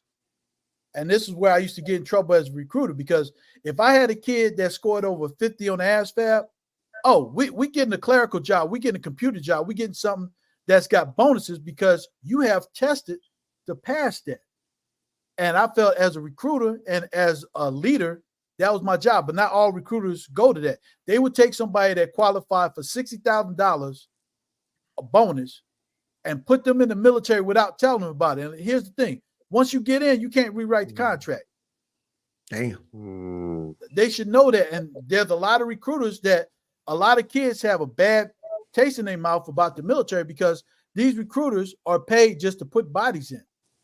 So that would be the first thing that changed. But the second thing that would change is that in the military, it's already like this. You are supposed to counsel your subordinates. When they come to your organization after they finish basic training and Army individual training, you're supposed to sit them down, ask them what they're looking for out of life, tell them what you're looking out from them as a soldier, and then you check on each other monthly. When you do that, you kind of help them build that guide path to where if they want to stay in, they got a guide plan for 20 years, or if they want to get out, they know all the things they need to do within that 4-year time frame, because they're constantly being counseled about it. We don't do that like we used to. And that's part of the old school military that when I came in, the Vietnam vets set me to the side and said, hey, you need to take care of these soldiers. Don't skip a counseling month. You need to counsel them when they're doing good as well as doing bad, because that's your job. Now, the last part of this is all on Congress and all these politicians, they should not be allowed to cut benefits from service members. And I'm not just talking about the dental and medical that they switch up on us, but like you were talking about with people getting blown up and stuff. They shouldn't have to fill out document after document and hope to get a house or something. It should be, okay, what did you do? I got my fucking leg blown off in the wreck. There's your house, buddy. Boom. Mm-hmm. Yeah. It should be that quick. But Yeah. they do all this, and it pisses me off because they do all this to the military. But when you look at congressmen and women that have 2 houses, sometimes 3 houses, they don't go through that paperwork. They get paid more, and their medical benefits are way better than ours. So even though I'm a strong proponent for people joining the military, especially when they don't have nothing to do, I am still 38 hot with our politicians that say, thank you for your service, but take everything that they can from us. And the last thing I'm going to leave on that is I think everybody that joins the military should consider running for office when they get out. Mm-hmm. Yeah, I agree with that shit right there. Mm-hmm. We'll go around the horn. Either Ron, we'll come back to you. Either comment on that, or if you got another topic, that's cool. But I will say that before you do that, I wish and hope that one time that we'll see a lot of military, ex-military, retirees or whatever to get out, and a lot of younger people start running for office to get some of these old motherfuckers out of there. Ron, what you got? Well, I want to piggyback on what Arby said. With the the recruiters being salesmen versus mentors. I was that kid that was scored over 50, and I was looking for not just from my dad, but I was looking for somebody else to kind of give me some real situations. And my recruiter was really just talking to me about everything. You could tell he sounded like a salesman. He sounded like he didn't have my best interests at heart.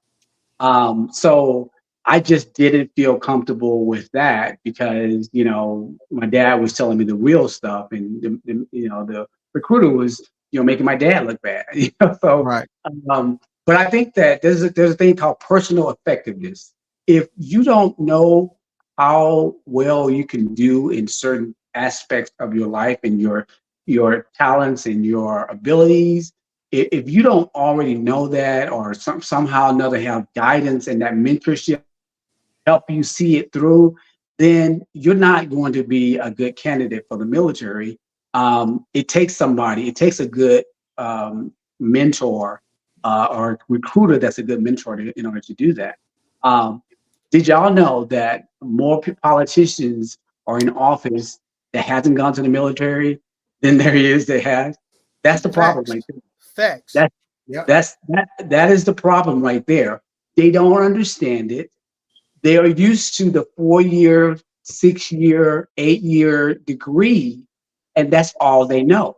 They understand business concepts and things like that. They don't understand why or what. They say that they do because that's a talking point. Obviously, that's a talking point. But at the end of the day, when it comes to those people that are going to be actually hitting that button to vote, those individuals are not or have not spent a day or even know what the military, matter of fact, don't even know what a lot of them don't even know what kind of programs the military have. They don't understand PTSD. They don't understand a lot of that stuff. So those are the ones that are making the decisions for when a vet goes up and they had their leg blown off and they're trying to get a house and they're asking 5,000 questions and none of them is related to service. And take this, it's almost like a brotherhood, like I served my time. If you did 10 years, and I'm just giving a number. I'm not saying that 10 years is the goal. I'm just saying if you spent 10 years and you've experienced wartime, let that be the guideline. Let's not make this, or well, what did you do? Or let's just take all that out. Man, you are saying stuff that is like music to my ears right now. And I'm lucky. I did 20 years, so I got my retirement. I got disability, but they got kids out there, they got out after 4 or 6 years. Because usually if you do 10, you might as well do the 20. But they got out they have a young family where in the military you were provided a house if you needed one. We gave you extra money to get a house if you didn't get a house on post. But once you got out, you were treated like you were nobody. Yeah. You go ask for help, you treat it like you're nobody. I mean, I got 20 years in the Army. I got like 42, 43 jumps out of airplane. I almost been blown up in the Porta John, shot at, all kind of crazy stuff. But when I show up, they look at me like, why are you here begging for money?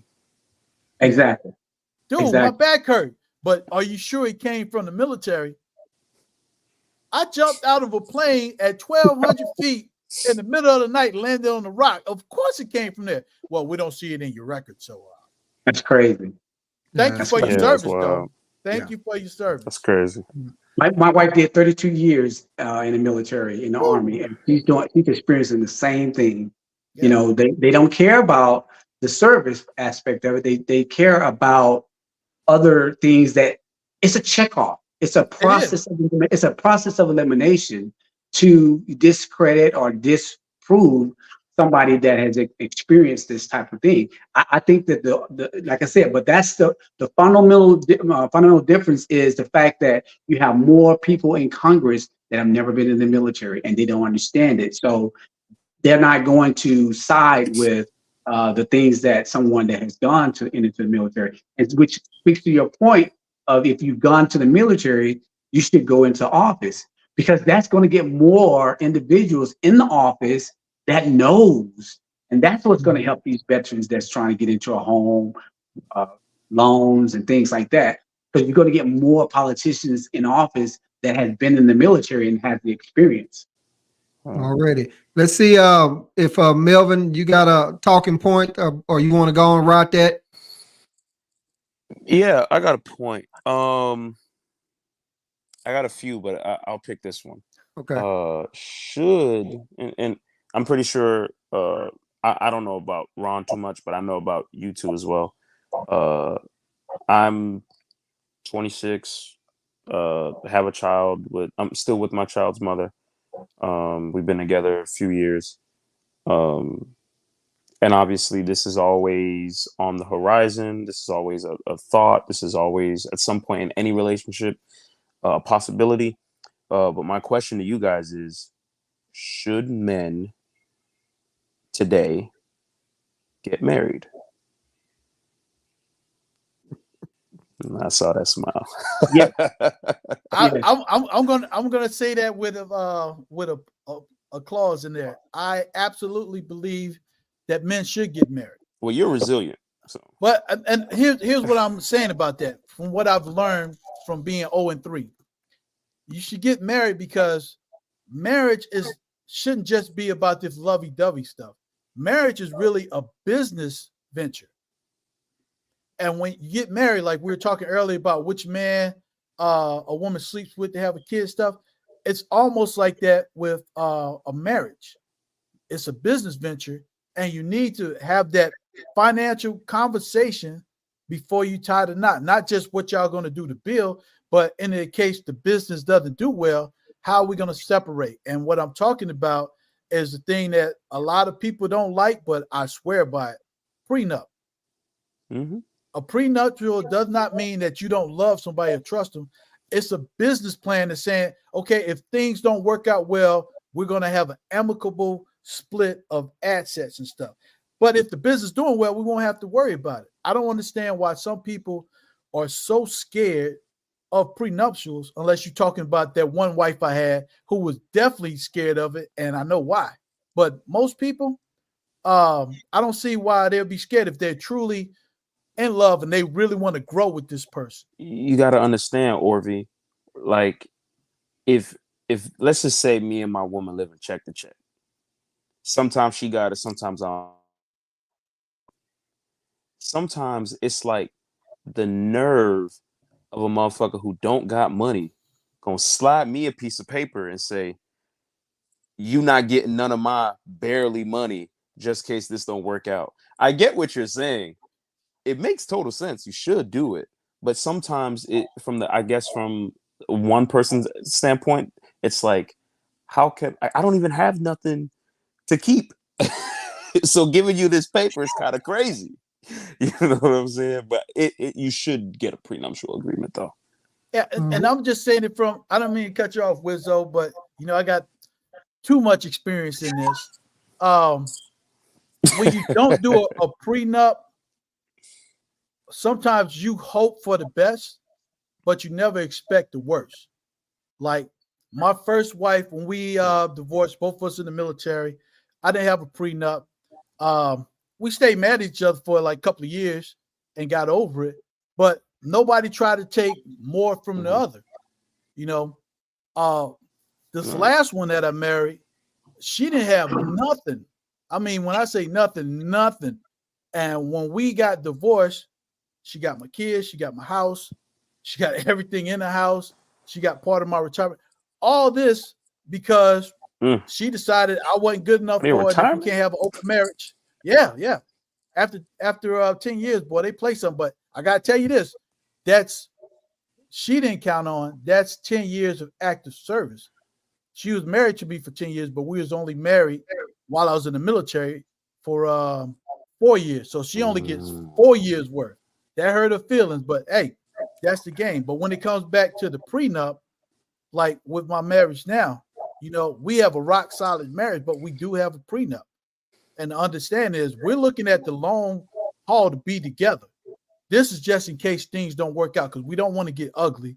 We just want to go our separate ways. So I strongly believe in marriage. I'm old school like that, but learning the lessons that I have, I think a prenup will either make you stronger together or when you go your separate ways, is not a whole bunch of fussing and spending a lot of money with lawyers in the courts. All right, Ron, what you got on that? Should men get married? Well, I think that probably the best question is to people get married because it's about the covenant. Okay, so let's just talk about there's a societal marriage concept and there's a covenant.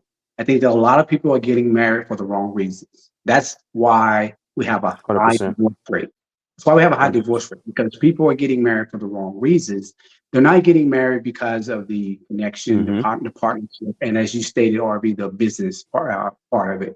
The buying power goes up when you got two individuals that are married, and that's their contracts for loans and everything. That speaks to that. When you have a partner, a marriage, it's you got buying power. But I think that today's situation that's going on with the marriage, that people are getting married for the wrong reasons. But yes, you still should get married but you should get married because of the right reason. You should get married because you love that person. You want to be a lifelong partner with that person. That's it. That's what's important. But then those individuals that know that they don't really function well in a partnership. They don't function well with longevity in a relationship. They don't function well with communicating with someone about their own feelings. Those individuals should not get married. So, in the scope of things, yes, you should, but there are some individuals out there that should not. Gotcha. Okay, and I'll just go on and touch. Been married a couple of times myself. Didn't do a prenup, but I I ain't have shit when it come in. Didn't have shit when I went out. But as he was saying though, if you get to building something when you started out and you didn't have shit, but then later on you wind up hitting something, building something or whatever, then the prenup can come on in, and help on out with that. Now I'm engaged to my fiance and she's listening right now, of course, and we've been together 11 years, and her family has always asked them why we hadn't tied the knot, and of course I can't reveal that on here, and talk to you guys about it. That's a question and some things that we're having. And it could be part of me, been twice married or whatever, been each one of them I was with over 15 years or whatever, and or longer. So that's 30 some years, I'm 57, not making no excuse or whatever, because I've been dating her. Some people can wonder, well, why in the hell is she still standing around for that long and you haven't gone married? You gave her the ring, so don't you love her? But that's another whole thing that I don't want to go on and get into because I know she's watching and we have to have that conversation between us. But should men get married? You know, Smart. or should people get married? You know, it's to each its own. Some marry for love, some marry for lust or whatever, you know. And should you just go ahead and after you done had 3 or 4 divorces, then you meet someone else and then marry them too because y'all together so long or whatever. So you know, I'm kind of, you know, in between there. She's given a deadline or dates that she wants to be, you know, married and everything like that. But to answer your question, should rephrasing it, should people get married? You know, I'm kind of in between on it. I really don't know. But that's where I'm at with that. I mean, the only reason I made the preference on the male point of a man getting married is because I feel like the average guy has never had. I don't think the average man, from the moment he was a kid to the time he becomes a grown man, it's in our formula to go, I want to be married. I think it's just one of those things where, and well, it depends. If you come from a religious background, then it's 2 people, like we stated, being covenant through God and letting God guide your relationship and your faith, so on and so forth. But I don't think I think, because I feel like personally, we make the commitment to ourselves and not women. Meaning this: if I know I can have a lot of different women, and that's what I want, but I know I got a good woman, and I know having a lot of different women would make her upset. I make the commitment to me that I feel like I'm doing the right thing by marrying her. If I know I got a good woman, she's good to me and I'm good to her, right? But I think it's more so of a, I don't even want to say an option. It's just more so of like and to put in the chat that divorce is too convenient. That's why marriage is a problem, which is a fair take. But I just think, like, guys, I don't think it's our like dream. You know, I've had several women where they said like it's almost like the fairy tale thing. Like, when I get this age, I want to be married and I want to have these kids. You know, they have it all like planned out since they were baby girls. The dream wedding. You know, you see how many times you seen a girl say, "Today's my big day." You get what I'm saying? Because that's what they've been for. So I think that's why I made it like for guys, because for us, not only is we've already stated in the courts get favored well when it comes to divorce, but on top of that, it's really in you. It becomes something in you when you get married. It's, I want to get married, but I don't think every guy was thinking in sophomore in high school was like, I can't wait to be married in 10 years. I just don't think guys. I gotta disagree with you on that, because you're right. There's a lot of guys that think like that, but for me, like with my first wife, she knew she didn't want to get married, because she had been married before. But in my head, in my rationality, and this is when I was like 20, it was like, no, if you want to have a kid with me, we got to get married, got to get a house, because I got this game plan. And this really didn't have anything to do with religion as much as it had to do with my mindset. Coming up without my father in my life as a kid, I felt very strongly that if I was going to have a kid that I made, I need to be a part of his or her life. And the only way at that time, I thought you had to be married. Fast forward to what I know now, there's so many financial pitfalls in marriage and divorce that I feel that is a negative way of not looking at it if you don't look at it as a business. Because when you think about it, when you get married, and I'm not talking about the church and the covenant, I'm talking about getting married and having documentation. You got to have papers. Those papers are actually a contract. When you start a business, you start with papers. When you dissolve a business, Mm-hmm. you're supposed to have papers to dissolve that, or there can be problems with your partner.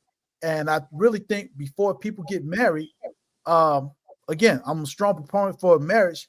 They really need to have the conversation, not just between them two. I think they should even go as far as to talking with somebody, a counselor. I know some churches have that where you have to go through so much counseling before you get married. But I think it should be taken on that level. And if you're not ready to do that, or if you're not ready to do a prenup, then maybe you're not really ready for the marriage. And Right. that's again, that's just me. So Okay. Guys, I'm gonna tell y'all this right here, but man, I've been taking some notes and I've had some topics, but shit, we've been going at it so much I ain't get to get but one of mine. So I'm getting ready to end, but I'm gonna go around the horn, let everybody get some last words in. But I like to call on you guys again, man, because I mean we have so much that we can talk about and just get different points of views and just to put out there. Mr. Rice, he's watching, he's been on before. And it's just some fiery topics. We've talked about homeless before. We talked about some of my other podcasts about, where are the black fathers at in the kids' life, divorce. I mean, we've talked about so many things. So I like to get you guys on again sometime later, but you let that marinate. But we'll go around the horn. So Ryan, I'll start with you. Just any last things you want to say, because we're approaching the 2 hour mark. So I want to kind of go on and get ready to get out, even though we can keep going. Okay, so Anything. I want to end like I started. We are having a big Western event on May 18th. If you have not seen it out there on Facebook, you can get with me or Wizzo. I think he probably you're still my friend, right? On Facebook. I think so. And I messed up my Facebook a while back. So if I'm not, we'll get back on there because yeah, it's a long story, but I got you. Go ahead. So yeah, so basically, just get with me or Wizzo on that. But I want to say, man, I appreciate you, Wizzo, for giving a platform for brothers to come together and communicate about things. Because hey, we do it at home with our significant others, we do it, in the locker rooms and things like that. But having a platform like this where brothers that have probably not met come together and express their views and opinions about things. I think that's a great opportunity. And I think it's definitely going to grow. You may not be able to have a whole lot of people on here, but it's definitely going to grow. When people start hearing the topics that mean something to them, getting different perspectives from individuals that they don't know, they want to come, they want to talk about that. And so this is a good platform for it. And I appreciate being a part of it. So thanks, guys, and it's good to meet the ones that I haven't met before, and I'm definitely looking forward to doing it again. All right. Before you get out, Ron, just touch base one more time about the May 18th Colleen event. It's a dance. It's not a swing out event. It's a freestyle. Food gonna be there. It's all of that, man. It's everything. You know how we do with Ron and Faith Productions. We bring it all. We bring food. We bring dancing. We got DJ out of Austin that everything he does, he brings the people. We're gonna have mechanical bull riding. If you like any kind of dressing up in the cowboy hats and the boots and everything, we're gonna have a competition on that. We're gonna have it's basically everything all inclusive. It's music, it's food, it's fun, it's games. We're even gonna have a biz whiz contest. So it's a lot of everything, man. Is in this area. I don't know how many opportunities that there have been for a kind of event like this, but it's something that this area likes. They like, cowboy, all that kind of activity. So we're definitely looking forward to a big turnout. Tickets are already selling right now, man. They were actually selling before it even started. So if you like this type of opportunity and this type of event, you definitely want to get your tickets now, man, because it's going to start. They're going to be selling out. All right. Appreciate it. Melvin, what you got for us, baby, on this exit? I just want to say thanks again for having me on the show, man. I have a blast doing this, man. Appreciate meeting Ron Orby, cool dude, man. Always a blast sharing the platform with you, man. Again, all my socials, Facebook, Melvin Derrico, Instagram, Mel_Derrico. Not sure how many of my Florida people are tuning in, but I'm gonna be at the Miami Improv next Sunday. Next Sunday, show starts at 7. It's like my 10th time. So yeah, be at the Miami Improv next week. And looking forward to the next one, man. And enjoying the dialogue we have on here. Already. OB, hit me up. What you got? I can't say enough that this is great that you got this platform, Wizzo, Ron, Melvin. Good meeting y'all, talking to y'all. Definitely look at talking to y'all more on some details in the future, because I think even though we're in different places, I'm in Minnesota, we definitely connect on a lot of similar things. Wizzo, I really feel that you bring in something that has been missing in the community. You know, I remember when I was a kid, when I went to the barbershop, any black man that came in the barbershop was going to be in on the current events conversation and jokes. And that's how the community stayed strong. We don't have that anymore. But with social media, you could be the barbershop for the nation, man. And I'm just glad I could be part of it, because when we talk about all the things that we could do better, nothing's going to change unless we have a conversation to identify it. And that's what we're doing right now. So please keep it up. Definitely let me know, because whenever I'm free, I'm going to be on. And, you know, I only speak it like I got it. So I'm going to share it. So Most thank definitely. y'all. Last thing, when we talk about this stuff, and I'm guilty for it too, if y'all can like have flyers or posts, so when we finish, you send it to Wizzo and send it to me, because you know I got friends in Texas, even though I'm not there. I got friends in Florida, and I'll just repost it on my page. You know, you never know who's going to see it, but in this day and age, you can't have enough posters out there. So Yeah. let's start supporting everybody, huh? Are you friends with Wizzo? Yeah, Facebook? Yeah. Okay, yeah. so look, yeah. So we'll connect. I'll look for you on his page, and I'll give you we'll connect on Facebook. And I'll repost that on all mine, because Right. knowledge is power. And Yeah. you know, we'd be doing ourselves a disservice if we talk about it now and don't repost it on our page. Let's get those numbers out there and support each other. Most definitely. I appreciate that. Appreciate you guys, and touch base on that, Ron, just briefly about the friends. I had like about 600 friends, and I was trying to do something different on my Facebook, and I thought I had to delete to do it. Anyway, I just fucked it up. So I was having to go back through there and get friends. So if we're not, we will be back. So I'm just saying, but that was an error that on my part, not understanding what I was trying to do with my Facebook and connect with my podcast and everything like that. But guys, I mean, I can't thank you guys enough for coming on. Also, you know, we have a lot more hot topics to talk about in using this platform. And I've said it before, I don't know any celebrities, but you won't ever see any of them on Wizzo Talk. I don't want to interview those guys. I want to interview average, everyday people. I really don't care to interview politicians, whatever. I don't want them to get on here and start lying.